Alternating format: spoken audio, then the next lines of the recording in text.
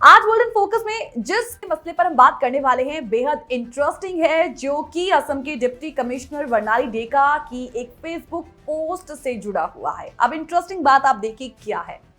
यहाँ पर फोकस करने वाली बात यह है कि वर्णाली डेका जो कि असम में डिप्टी कमिश्नर हैं, उन्होंने फेसबुक पर एक पोस्ट किया और उनकी फेसबुक पोस्ट पर हंसने वाली इमोजी बनाकर एक युवक कानूनी पचड़े में फंस गया। ये मामला दरअसल 2 साल पुराना है, जिस पर अदालत अभी एक्शन में आई है।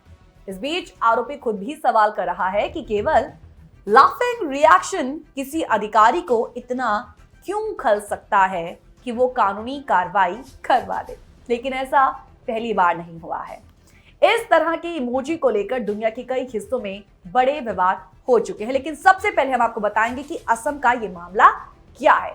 टीवी स्क्रीन पर भी हम आपको दिखाएंगे कि किस तरीके से उस युवक ने वो इमोजी जो कि एक हंसी वाला इमोजी था, वो जैसे ही उस इमोजी को उस पोस्ट पर डाला तो किस तरीके से उस युवक को कानूनी पचड़े में फंसना पड़ा। दरअसल असम के ढेकियाजुली शहर में अमित चक्रवर्ती ने IAS अधिकारी वर्णाली डेका की एक पोस्ट पर हुई कमेंट पर हंसने वाली इमोजी बना दी। कमेंट क्या था? आज मेकअप नहीं है मैडम। इसके तुरंत बाद महिला अधिकारी ने उत्पीड़न और मानहानि का दावा करते हुए कोकराझार पुलिस स्टेशन में पुलिस शिकायत दर्ज करा, जहां वो खुद जिला आयुक्त थी। और इसके साथ ही IPC अब BNS और IT अधिनियम की कई धाराओं के तहत न केवल कमेंट करने वाले बल्कि कमेंट पर हंसने वाले युवक के खिलाफ भी मामला दर्ज हो गया और उन्हें कानूनी दांवपेच झेलने पड़ रहे हैं। असम में हुई इस घटना ने एक बार फिर ये चर्चा शुरू कर दी है कि सोशल मीडिया या ऑनलाइन फोरम पर फ्रीडम ऑफ एक्सप्रेशन की क्या सीमाएं हैं, क्या बाउंड्रीज हैं। क्या किसी पोस्ट पर या ईमेल पर थम्स अप करने का मतलब उससे सहमत होना है, या फिर अगर कोई सीनियर कर्मचारी अपने किसी जूनियर को हार्ट इमोजी भेजे तो उसे यौन उत्पीड़न भी माना जा सकता है, या फिर गन या चाकू का इमोजी हत्या की धमकी हो सकती है। देखिए, दुनिया के अलग अलग हिस्सों में तो इसके अलग अलग मायने ही निकलते रहे हैं। कनाडा की एक कोर्ट ने माना कि किसी बात पर थम्स अप इमोजी का मतलब है उस पर मंजूरी देना। साल 2021 की घटना है, जब किसी व्यापारी ने एक किसान से अनाज खरीदने की चर्चा की। व्यापारी ने किसान को कॉन्ट्रैक्ट की तस्वीर भेजी और जवाब में किसान ने अंगूठे की इमोजी बना दी। अब व्यापारी इसे उसकी सहमति मान बैठा, लेकिन तय समय पर अनाज नहीं मिला। व्यापारी ने किसान के खिलाफ केस कर दिया कि वो कॉन्ट्रैक्ट तोड़ रहा है। फिर किसान ने अपने तर्क दिए, लेकिन अदालत ने उसे खारिज करते हुए कह डाला कि डिजिटल दौर में इमोजी कम्युनिकेशन का जरिया बन चुके और थम्स अप का मतलब सहमत होना है। इसके बाद किसान को लगभग 50 लाख रुपए का हर्जाना देना पड़ गया। तो कुल मिलाकर ये जो वर्णाली डेका का मामला है, ये मामला दुनिया भर में इमोजी की कानूनी वैधता या पचड़े को लेकर एक नजीर बन गया। बातचीत में इस्तेमाल होने वाले ये छोटे से संकेत बहुत बड़ी मुश्किल भी ला सकते हैं। आइए इसे हम कुछ नजीरों के माध्यम से समझते हैं कि हर एक देश में इमोजीज को लेकर किस तरीके के लॉज बने हुए हैं। सबसे पहले संदर्भ में हम बात करेंगे ब्रिटेन की।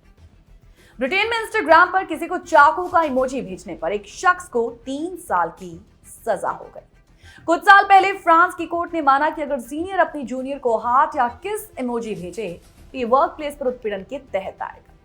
अमेरिका की बात करेंगे, जहां पर एक लड़की को गिरफ्तार कर लिया गया। क्यों? क्योंकि उसने एक फेसबुक पोस्ट में चाकू और बम बनाए थे।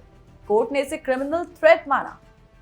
वैसे जब हम भारत की बात करते हैं तो यहाँ कोई सीधा कानून नहीं जो इमोजी को कानूनी हस्ताक्षर मान ले, लेकिन IT एक्ट 2000 के तहत डिजिटल कम्युनिकेशन जैसे ईमेल और व्हाट्सएप बातचीत को कानूनी मान्यता मिली हुई है। तो ये है दुनिया भर में इमोजी की कानूनी वैधता की नजीर।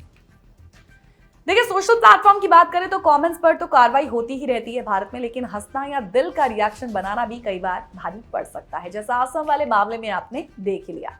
कोर्ट में जमा किए दस्तावेजों में आरोपियों और महिला अधिकारी के बीच पोस्ट के स्क्रीनशॉट्स थे और उन पर साइबर स्टॉकिंग और यौन टिप्पणी करने का आरोप लगाते हुए अधिकारी ने कार्रवाई की मांग कर डाली। फिलहाल मीडिया रिपोर्ट्स के मुताबिक हंसने वाली इमोजी बनाने वाले शख्स को जमानत मिल चुकी है, लेकिन कानूनी पचड़े में तो वो आ चुका है।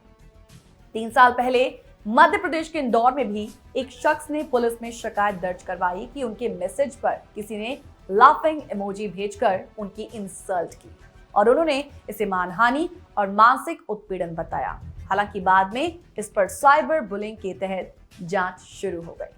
लाफिंग इमोजी या चाकू गन दिखाने वाले इमोजी पर सीधा एक्शन तो नहीं लिया जा सकता, लेकिन अगर कोई इसकी वजह से परेशान हो तो वो अदालत में इसकी शिकायत ले जा सकता है। वो कहते हैं कि हम असम वाले मामले को लें तो पुलिस शिकायत के आधार पर किसी को इन्वेस्टिगेशन के लिए बुलाया जा सकता है, लेकिन किसी कमेंट को लाइक करना या लाफिंग इमोजी बनाना कानून के दायरे में नहीं आता। मेरा आपके मजाक बनाने में तीसरा आदमी हंस पड़े तो ये उसका अपराध नहीं माना जा सकता। हालांकि अगर इंटेंशन सही साबित हो जाए कि फला शख्स किसी को पब्लिकली डिफेम कर रहा था तो ये जरूर अपराध कहलाया जा सकता है।